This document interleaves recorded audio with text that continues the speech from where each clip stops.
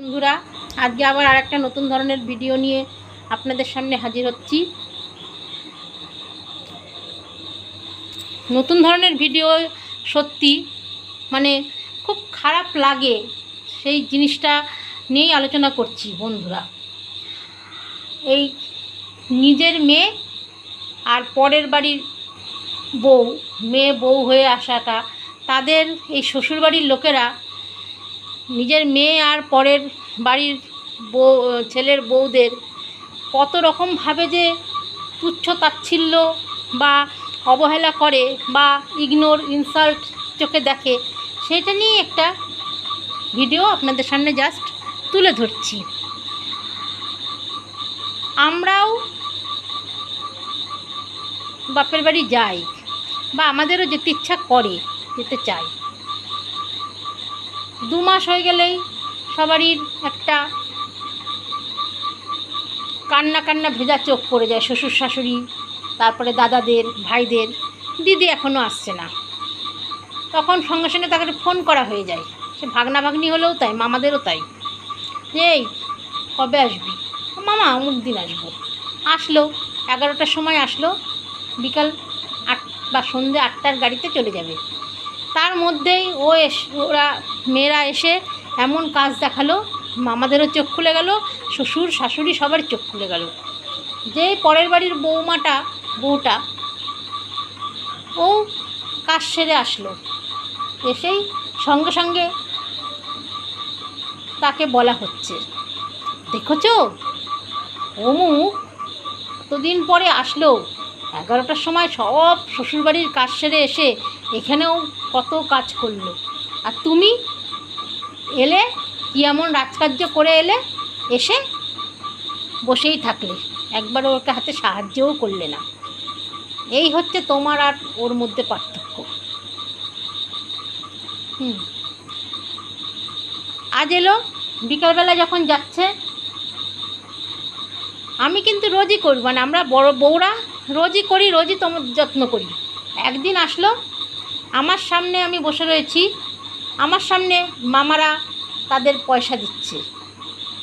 আমি যে আমরা আমরা যে বউরা যে সেই সংসারের বাইরের কাজও সেরে আসছে, ভেতরের কাজও সেরে সব তাদের রান্না বান্না করে দিয়ে তাদের হাতে মুখে খাবার জুগাচ্ছে, তাদের কোনো নাম নেই।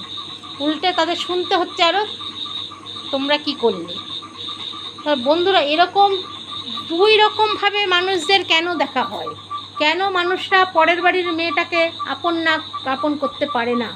তাদের মেয়ের সামনে, তাদের রক্তের সম্পর্কের সামনে তারা কেন তাদের বউদের তারা আপন করে নিতে পারে না? আজকে অনেকবারই অনেক রকমভাবে মেয়েটা আসাতে বলা হচ্ছে, ও অত দিন পরে এলো, দেখো তো কি সুন্দর করছে কাজ, কিন্তু তুমি কি করলে? তুমি কিছুই করো না। কত রকমভাবে সে তার নানা রকমের প্রশংসা হয়ে যায় শুরু, সে মামাদেরই হোক, শ্বশুর শাশুড়িদেরই হোক, তা বা শ্বশুর শাশুড়ির কাছে বউ ভালো, আপনাদের মেয়ে খুব ভালো, তারপরে তাদের দিদা দাদুর কাছেই হোক, মা বাবার কাছেই হোক, মেয়ে খুব ভালো, বউরা হচ্ছে দাসী, বিনা পয়সার চাকর। তারা এত কষ্ট করছে, অত দূর থেকে সংসার ঠেলে এসে কাজ করে দিচ্ছে, তার জন্য তাদের পাওনা থাকবে।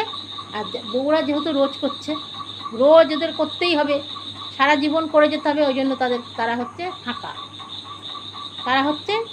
বউরা হচ্ছে আসলেই হচ্ছে, বউ হচ্ছে দাসী, আর মেয়েরা হচ্ছে তাদের সম্পদ, নারীর টান। কি করে তাদের আমি এই অন্যায়টা করব? তারাও তো এখানে খাটে। ও, আমরা খাটি না, ওরা খাটে, তাই এসে খাটলে ওদের পাওনা। আর আমরা কিচ্ছু করি না, আমরা বসে বসে শুধু খাই, আর বসে বসে আর আমরা পায়ের উপর পা তুলে বসে থাকি, তাই তো? তাই জন্য আমাদের কোনো পাওনা নাই, আমরা কিছু আশা করতেও পারি না। বাড়ির বউরা সব আশা করতে পারে, তাদের ভাগনা ভাগ্নি মেয়ে, তারাই আশা করতে পারে।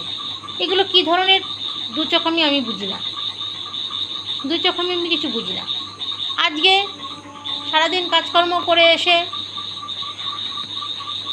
পুঁই ডাঁটার তরকারি, ডাল, তারপরে আলু কচু দিয়ে একটা তরকারি, সব রকম নিরামিষ করে, আমাদের ভাসুরকে নিরামিষ দিতে হয় আর আমাদের আমিষ করে রান্না করে, পুঁই ডাঁটার তরকারি থাকলে, উচ্ছে ভাজা থাকলে আমাদের কিছু লাগে না। এই বলে আমি মাছ করিনি। মাছ নিয়ে এসতে 2:30 পৌনে 3টের সময়।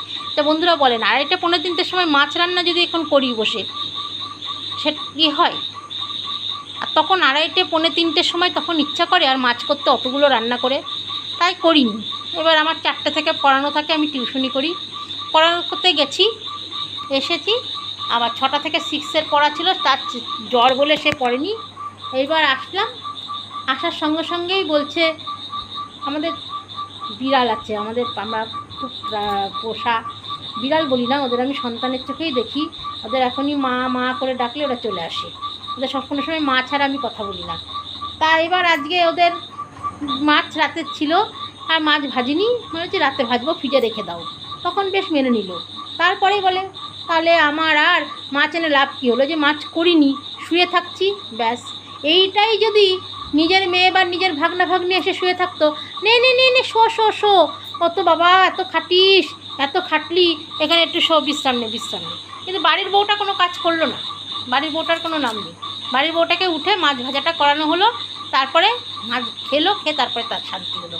এই হচ্ছে তফাৎ। হ্যাঁ, তাই বন্ধুরা, এরকম দু চোখামি না দেখে একটু নিজেকেও, বউটাকেও একটু, মেয়ে বা বউটাকেও একটু বন্ধু, বউটাকে একটুখানি ভালোবাসা দিয়ে ভরে রাখলে এমন কিছু কি জাত চলে যায়? জাত চলে যায়? তাহলে তোমাদের সেরকম পুরুষ মানুষদের বিয়ে করারই উচিত হয়নি।